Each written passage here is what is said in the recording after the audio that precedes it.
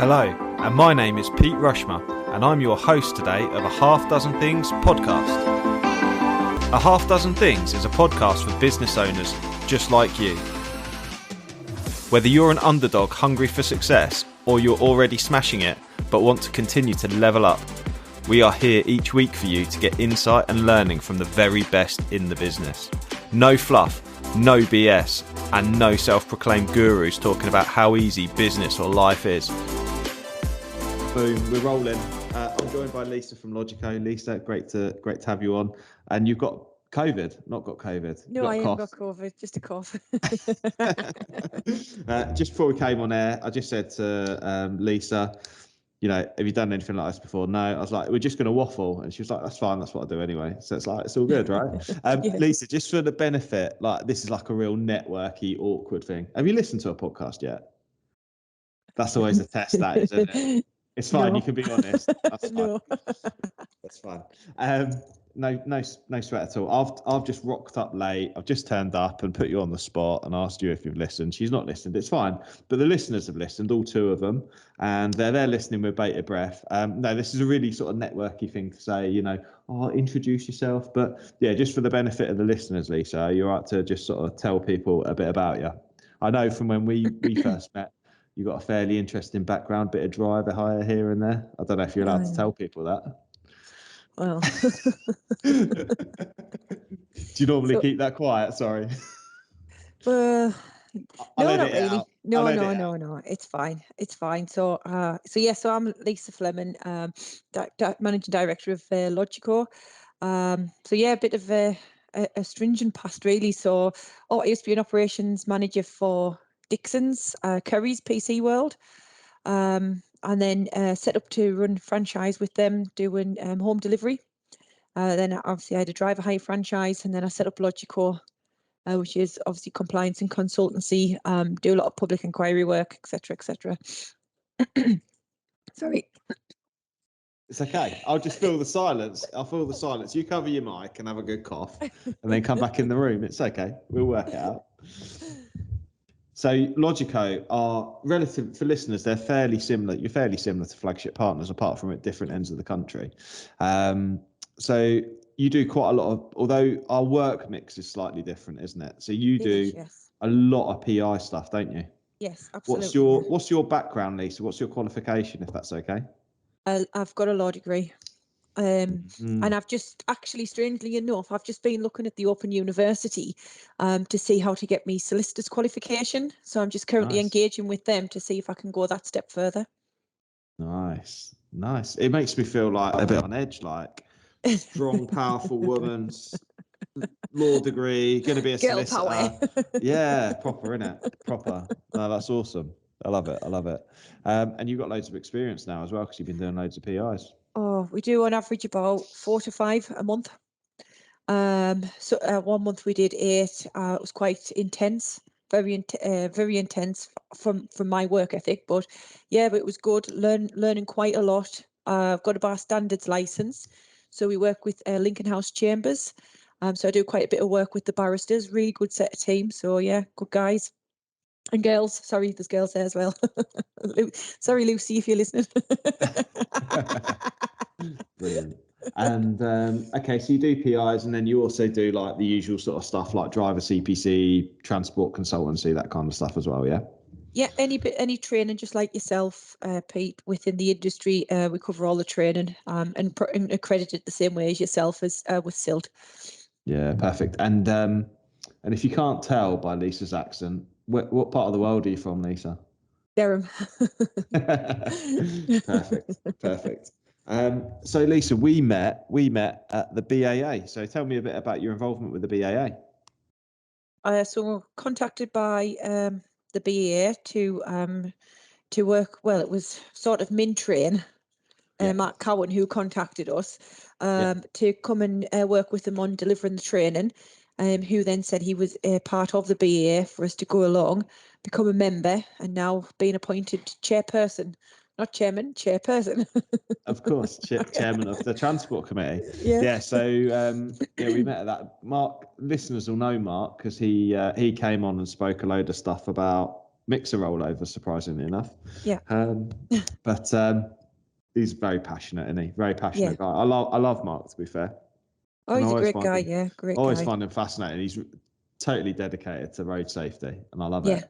But yeah, so yeah, he's introduced you to BAA, and you've taken the chairperson, and I am the vice chairperson. Yeah. Or you can be the vice chairman. That's fine. You can get away with that. Right, okay. Is that allowed? Is it? I didn't know if it was just not allowed anymore. I didn't know if it was not allowed. I thought, are all people chairperson? No, chairman. Chairman, if you're a man. Yeah. I was going to say player of the match rather than man of the match these days. Yeah. With everything, isn't it? Okay, cool. So let's stick with the PC stuff then.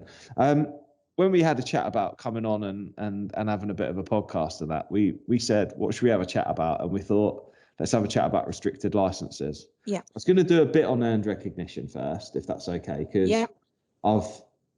I know we're on the route to approval, just waiting for our ISO paperwork to come through, which has taken forever, by the way. British Assessment Bureau, if you're listening, like, sort it out. Our audit was nearly two weeks ago.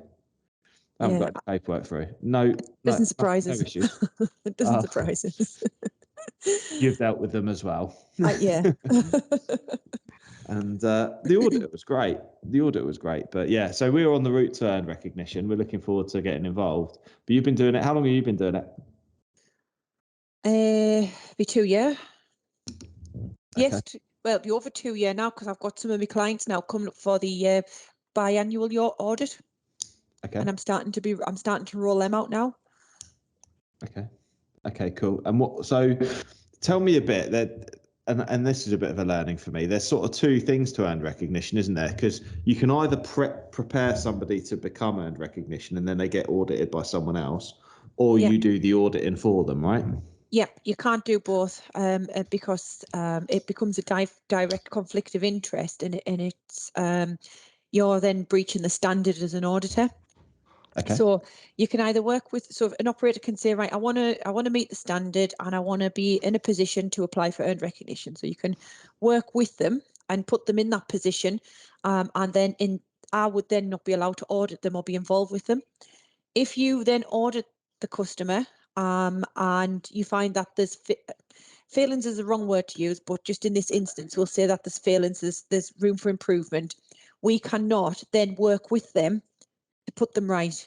We have to tell them where they failed and what they need to do, and then you have to go in and do another audit to see if they're satisfied, and they've got up to 3 months to fix that. Okay. And the minute that you step in and say, I'll help you, the DVS say they won't accept the audit. Okay, that's interesting. And what's the standard like, Lisa? The standard's quite high, isn't it? It is quite high. It's just been changed to make it even higher, and it's quite complex.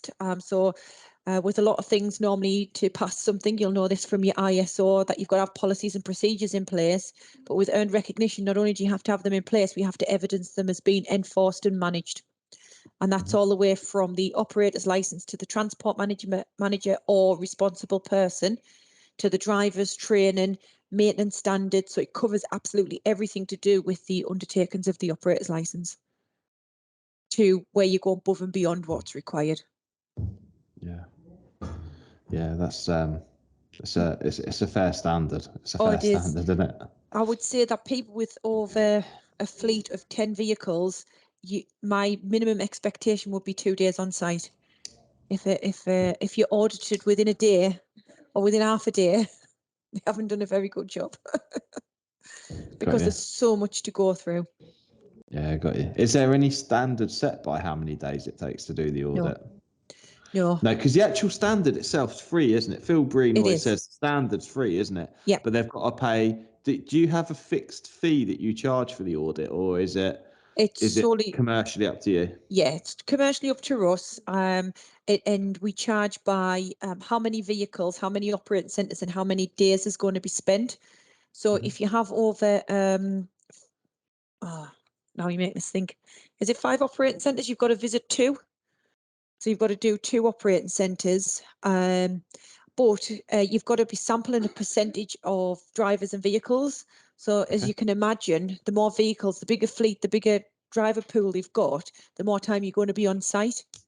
Yep. Because it's actually analysing, so you're looking at your PMI records to make sure that any related driver defects is cross-checked against, that the driver's recorded it, that all the ISO weeks align and match, roller brake tests. So it's actually analysing the information and then marking them off to be satisfactory.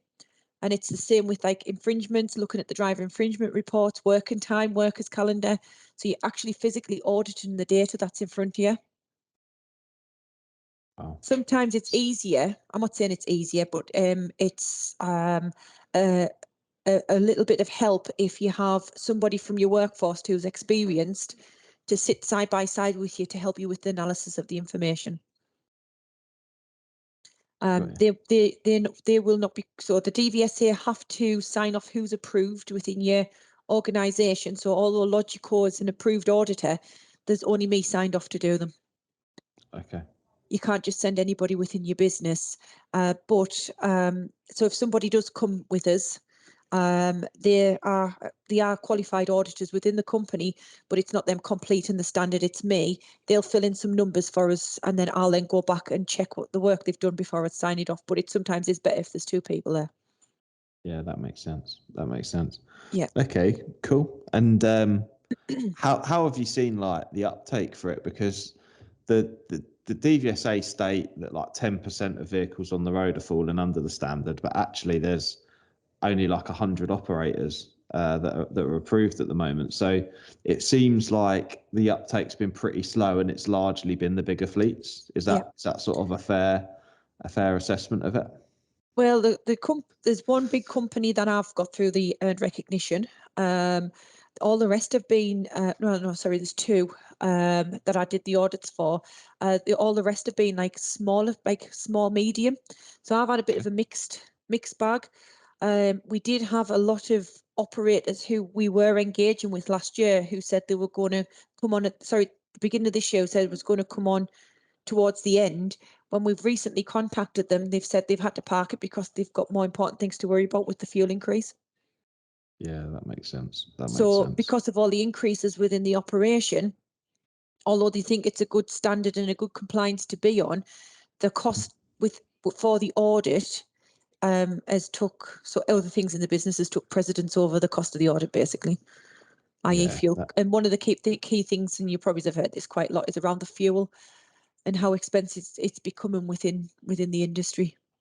Yeah, no, it's really stretching everyone, isn't it? Really stretching everyone. I don't know what it's like up there, but down here we've had a few strikes in the last couple of days, I think, and it's we've had people blocking roads and stuff like that. It's been a bit mad, really. I've seen them on the TV. I think a couple of weeks ago they drove really slow from Newcastle down the A1 south to I think they went to as far as Wetherby. And it was Friday tea time as well. Annoying. Yeah, I love it how you say Wetherby. I love it how you say Wetherby like it's quite far from Newcastle, whereas actually it's really bloody north. It's not so far north. So from here it probably takes us about an hour and 20 minutes to get to Wetherby. And it's probably the same in the other direction for us, if not a bit further, actually. There we go. Happy days.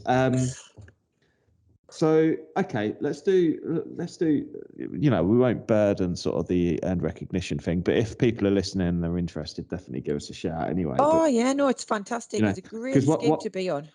Yeah, definitely. I think it's definitely worth having a look at. It will be some investment in getting things right, but it's I don't think, by the sounds of it, I don't think it'll be as bad as fours, because fours, there's lots of little hidden charges with fours. There's your annual membership, there's your audit fee. You'll need a consultant to help get you the standard. It's not a walk in the park. Anyway, it's free. It's a free scheme. It's a free scheme to be on. The only cost is the cost of the auditor, and you've just got to make sure you're on the IT approved systems to send your KPIs in. Yeah, and other than that, it doesn't cost you anything. Exactly. Okay, cool. Restricted operators. Restricted, yes. Talk to me, Lisa, about restricted operators. So we've had a few. And I know there's a few. I know there's a few that listen. So yeah, carry on. What we've identified is that not through because they want to be defrauding the traffic commissioner or being on the wrong license or anything like that. It's just through lack of understanding of what type of operator's license you need to be on. So with a restricted, everybody is aware that a restricted license only constitutes to you to carry and deliver your own goods. The bit that where people have fallen foul of is at what point.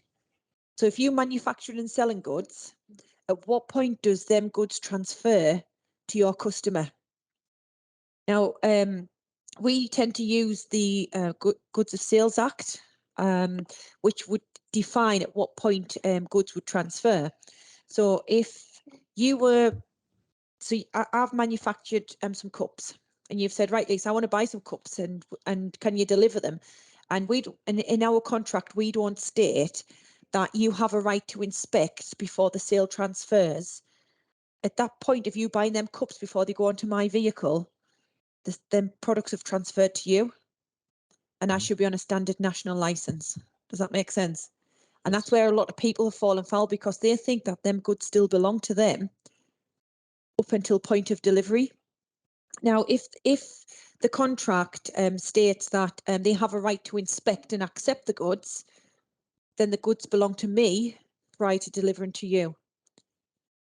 The only other time that goods wouldn't transfer, so for example, like a fuel company or an oil company, where they could remain on a restricted license if they're delivering fuel or oil, and I'm delivering it to you, but it's delivered on a measured basis. Yep. So I deliver it, and I don't know how much I'm going to invoice you for, because we don't know what quantity your tank's going to fill up with.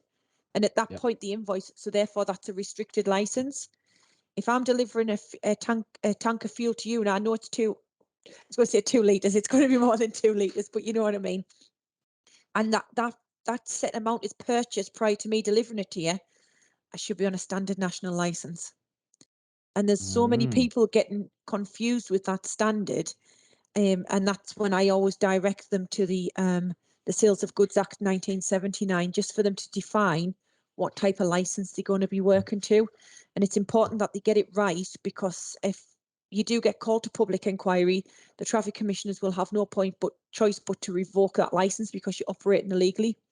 And then you would probably be out without a license for a period of time, and you could be given a warning or being told that you can't hold a license again. Got you. So this is something you're seeing on a regular basis at the minute, is it? It's coming up quite a bit, yes. Okay. And is like it a fairly new thing that the traffic commissioners are picking up on, is it? No. I think what we find is that this is going to sound really bad, until they get caught. But like I say, it's not because they think that they just think that they're doing the right thing because it's their goods. So it's only at the point of when getting caught. So it could be through like they've had a DVSA maintenance inspection. Which another story is, if you're now applying for increasing on licenses, the DVSA are now coming out and doing inspections, which is now leading to public inquiries because they fail in the maintenance or the desk-based assessments that they're doing. So it could be triggered in any ways of how this has come about. You then fail these desk-based assessments and you're sent to public inquiry, and then everything transpires from there. Because no matter what, so say if you were sent for a maintenance investigation, every single record's called, and the traffic commissioner's office will say, I want 6 months, 12 months. I'm seeing a lot now of 12 months records. And that's everything from your operation to your training to your maintenance. So they'll call absolutely everything and they'll go through it all. And then obviously if we go in, we'll if we identify it there, and then we'll try and work with the customer to try and fix it. It's always good to have a plan or have something fixed before you get in front of the traffic commissioner. Hi, it's Pete from Flagship Partners. We're really proud to sponsor a Half Dozen Things podcast. At Flagship Partners, we take road safety really seriously, and we're your road safety partnership. We help transport companies with compliance and training across their businesses, including first aid, driver CPC, and other transport management services. So if you're FORS accredited or you want to improve your operator compliance risk score, give Flagship Partners a call today. Good advice. Good advice. Yeah. So the Sales of Goods Act 1979 then, does that stipulate then, that stipulates or gives advice as to when goods transfer? Is that something that people can decide in their contracts? Do they have the right to absolutely. decide? Yeah, there's I think it's section, hang on, I've got it. Section 18, rules of a certain intention. There is a real benefit, isn't there, to running a restricted license from a cost point? Absolutely. Yeah. So less averaged costs for your vehicle. So 3,000 for your first vehicle, 1,750 for your second vehicle. Sorry. And you don't need a transport manager, so you don't need somebody with a CPC, but you do need a responsible person. And a lot of people get confused with that because that responsible person still should know what the requirements are of the operator's license. That's right. And other than that's the only benefit. It's to do with the financial standing and to do with the transport manager. Other than that, the regulations are exactly the same. They mirrored. And the Sales of Goods Act, Section 18, there's 5 rules in there, and you need to determine which one of them rules fit and at what point them goods transfer. And when you identify that, you'll be able to identify whether you're on the correct license or not. Very good. Very good. It's interesting, isn't it? Very interesting. Oh, it is, yeah. It's a minefield. Because I know a lot of like skip companies who are running on restricted.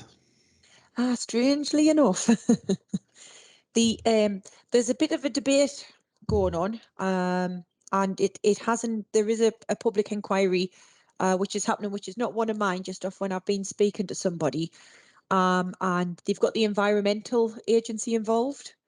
And what they're saying is, obviously, when you carry skips and waste, you've got to have a waste license. Yep. And that waste license dictates that during transition of the waste, it has to belong to the company that's transporting it.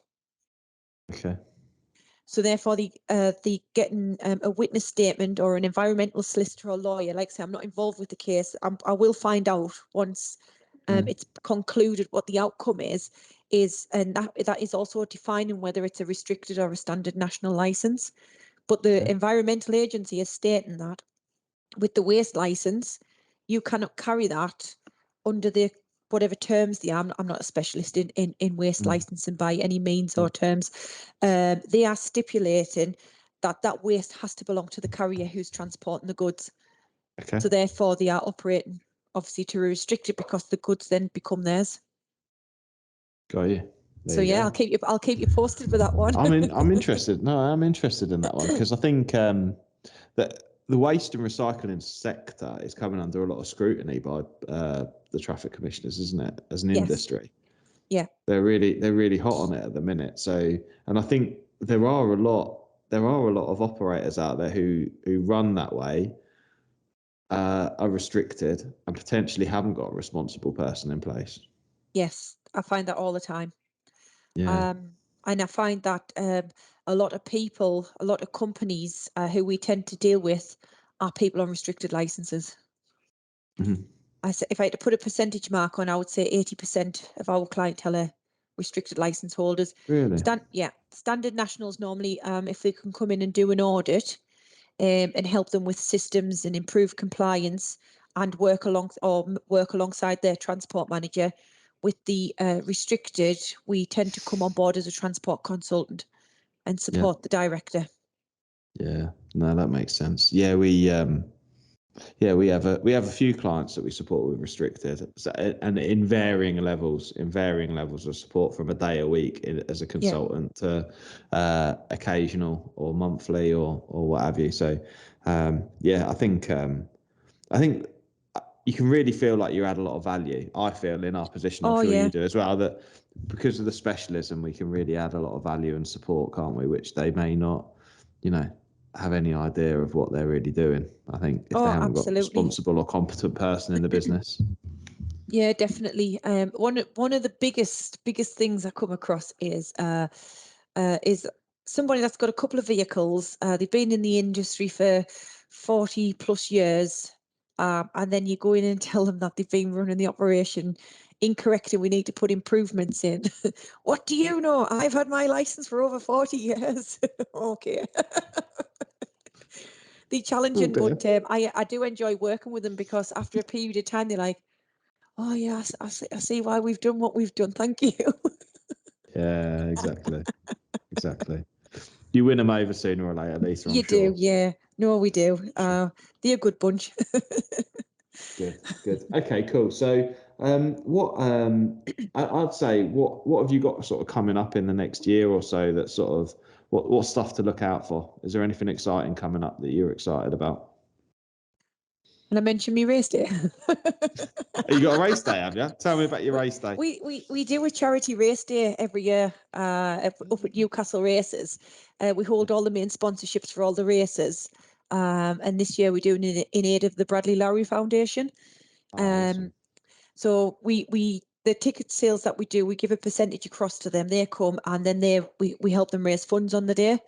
It is a really good day. We have I don't know whether you remember him, but Justin, who used to do Heart Radio, he comes and presents throughout the day and gets people engaged and entertained.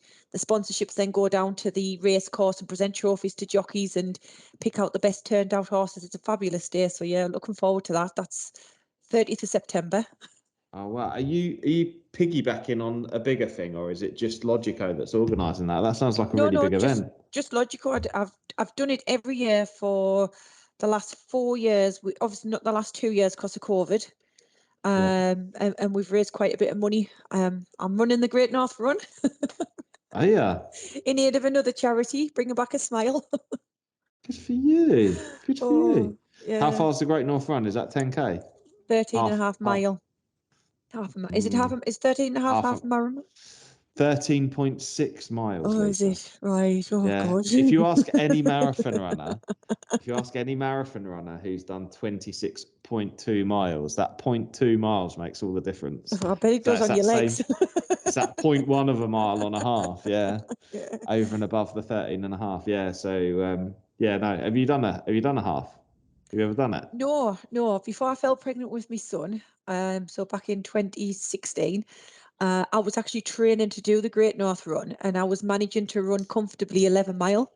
Now, bearing in mind we're in July, and my trainers are still gathering dust in the cupboard. I think I need to get them out. And when is it? Sometime in September. Oh, you'll be all right. I'll have to get a treadmill. I'd say if you get to 11 miles, you'll comfortably do the half. Yeah. You probably only need to go to 7 or 8 miles as in the practice. We'll see. Probably not be able to walk. I've done London twice, the full. Oh, have you? Wow. Yeah. Well I know, and I'm not built for it. But I have done it twice, and the second time I failed miserably. I did do it, but I failed miserably at it. It took me all day to do it. But I was like semi-injured. I was really injured. So I had an ankle that swelled up like a football. So I ended up having to walk most of it from about 17 miles. I had to walk the last 9.2 miles to finish it. It was brutal. God. It was brutal. Yeah, I bet it was. But yeah, it's some distance. It's some distance. Yeah, no, it'll be fine. It will be. I tell you one thing that is on the hot list at the moment, and you'll probably be aware of it, the change in the regulations around the drivers carrying records presiding 28 days. Yeah. So I had a bit of a conversation with a DVSA examiner who said to me, and this was like less than a week and a half ago, who'd said that in the event of his driver's stop at the roadside, when he wants records, he would only accept a digicard with manual entry showing all any other work, so training, sick, whatever, or a taco chart, a blank taco chart with a handwritten note saying holiday sick. And I said, well, what about a logbook? I won't accept a logbook. The regulations actually confirm, which I've only been looking at today, that it can be a written record. So I looked at the definition of a written record, and it doesn't say a taco chart. Oh, really? Right. Okay. So that's interesting you say that, because So I'd always advised people that if they kept a logbook, they'd be okay, right? Right. Yeah. But Mike, my colleague, who is amazing, he does all our transport manager CPC training. Yeah. He checked that with DVSA and was also told what you've been told, which was the only form of record that they will accept is either a manual entry on a digitaco, an analog taco disc, or writing on the back of a print off, which essentially are your 3 official forms, and that they wouldn't accept a logbook. So we've largely been telling people that that's what it's got to be because that's the advice we've been getting. But you're challenging that because the regulation says a form of record. So number 4, Article 6, paragraph 5, it says the record shall be entered either manually on a record sheet. Now, a record sheet is the definition of a record sheet isn't a tachograph chart. So it's a record sheet or printout or by use of manual input facilities on recording equipment.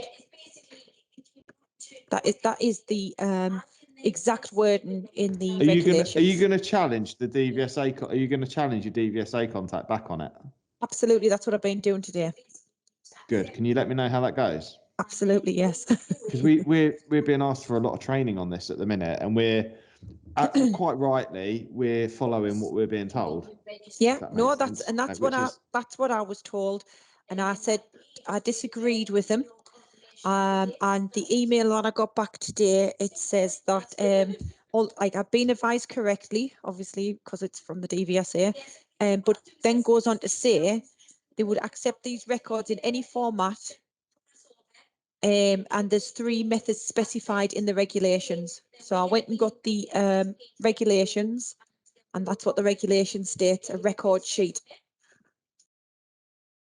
You've gone back to challenge that then? Yep, I says so. I am right in what I'm saying, and she said, "Follow the regulations." So. Okay, so have they not confirmed that that's okay then, or are you waiting to hear? Sorry. I'm waiting to hear.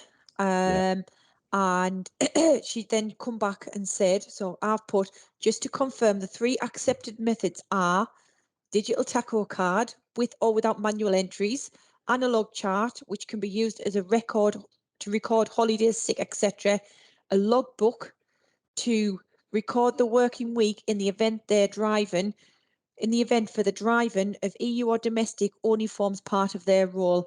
And then they've come back and said, yes, just follow the regulations, and then put that on the regulations on the link. And I've gone in onto the regulations on the link, which is defining a record sheet. And then if you get the definition of a record sheet up, it doesn't define it as a analog tacho disc. A record sheet is a recording instrument or something where you record information. Okay. So I would challenge that. It could be a notebook. Yeah. Potentially. So if a driver got took to public inquiry for failing to hold records and he produced a book, I would argue in a driver conduct hearing, and I would use the definition taken from from an English dictionary or from Google or wherever, and say that does not define tacho chart. Yeah. Very good. Love that. I've got some listeners who'll be quite interested in that. So yeah, that's good. Will you keep us posted on it? Absolutely, yes. I will keep you posted like a good argument. I bet. Jesus, Lisa, I wouldn't want to get on the wrong side here. There's a good question then. There's a good question. I'm sure you can't talk too openly about your experiences with the TCs, and it's largely classified information. But tell me, which of the TCs is the most challenging, or tell me a story of one of the most challenging situations you've had. That you're able obviously to share. I can't mention names or clients or which traffic area, but some of the traffic commissioners, and rightly so, only like to hear from the directors, because and the reason why I say rightly so is it's just to make sure they understand what their requirements are when signing that operator's license. Yeah. And I was in one public inquiry, and that I could see that the director knew what he was doing, but I could tell he was under pressure. And sometimes people struggle when they're under pressure. And there was a question asked, and it was just around where some information was. And he was like, "Oh well," and I said, "It's in the email." And they went, "Shh, shh, shh." I am not speaking to you. It's like, oh, okay. Sorry. Look at you trying to help your client. I know. I was only trying to like tell him where it was. Jesus. But so yes, so I just say they're just like everybody else. They're just there to do a job, and their job is to implement road safety, and to be able to trust the operators that road safety is driven, and they're not doing anything above and beyond their competition. So yeah, but yeah, no, there is, but there is some really nice ones, and I'll say, is so after that, like, is it okay if I say something? So now oh yeah, you speak away. Yeah, I couldn't believe it. I was like, you got told. Funny. Yeah, it's the first person that I've just sat and took it on the chin and not argued back with. Yeah, I was going to say, it's one of those situations, isn't it? Yeah. You just got to do as you're told. Yes. Yeah. Sorry about that. I'll sit here quiet and not speak. Brilliant. Okay, cool. Okay, bit of a question then about the BAA Transport Committee. Then, we should know this stuff, but let's have our first unofficial meeting here on the podcast. Yeah. What are we going to do? There's a question. Well, we're going to drive road safety for. I was just about to say that we're going to look at the road safety for the members. We are just going back to the change in the regulations around carrying records. We are just drawn up a training session for our online training, and I don't mind sharing that amongst the members, just so that they can familiarise themselves with what they need and what they don't need. And hopefully just give them some good compliance direction, and make sure they don't fall off track. And 9 times out of 10, when I do go to public inquiries, I do find that a lot of the operators don't believe that. Not that they don't believe, they didn't realise they had to do half the things that they should have been doing. Yeah. A big one is roller brake testing. Yep. And how we should be done, and how they should be checked, and how they should be reading the sheets. And they think that they're booking a laden roller brake test, because they should be doing a minimum of 4 per year. And they trust in the garages to do that. And because they don't understand the report that comes back, and they just see overall pass on it, they think they've done the right thing. Yeah. And technically they haven't. And the responsibility sits with them as an operator, and not with the garages. And sometimes that's a lot of failings of operators, because they think they're outsourcing the external maintenance to an external source. So just like somebody, if they come to me as a transport consultant, they're putting their trust in me to give the right information and guidance. They think they're doing the same with the garages, and a lot of the garages are letting them down. Yeah, absolutely. I was going to say brake tests all too easily say pass, and they're not a pass. Yeah. That's the challenge, isn't it? That is the challenge. And I think you're right. I think there's probably a real lack of knowledge amongst operator license holders as to what a brake test really telling them. Oh, it is, yeah. We've designed in here a quick little simple, like a spreadsheet with some formulas. So you put the information in, and it determines whether they've done a good brake test for you or not. Right, okay. And it's just, it is complex. When I first started looking at it a few years ago, the Logistics UK had like a roller brake test guide. I think it's about 15 pages long to understand and read a roller brake test. And it is good, and it goes into detail and depth and stuff like that. And I showed somebody who was new in the business, and he looked at it and he was like, oh my God, that looks complicated. Yeah. So it is largely. It is. And then when people see where it says at the bottom, where it says locked on the brakes. So you've got efficiency, a percentage efficiency against the park and secondary, and oh God, you're picking me out. Anyway, there's 3 of them there, and there's a percentage of a pass rate, and sometimes them efficiencies fall below where they should be. So they'll run it until the brake locks, and they'll put lock.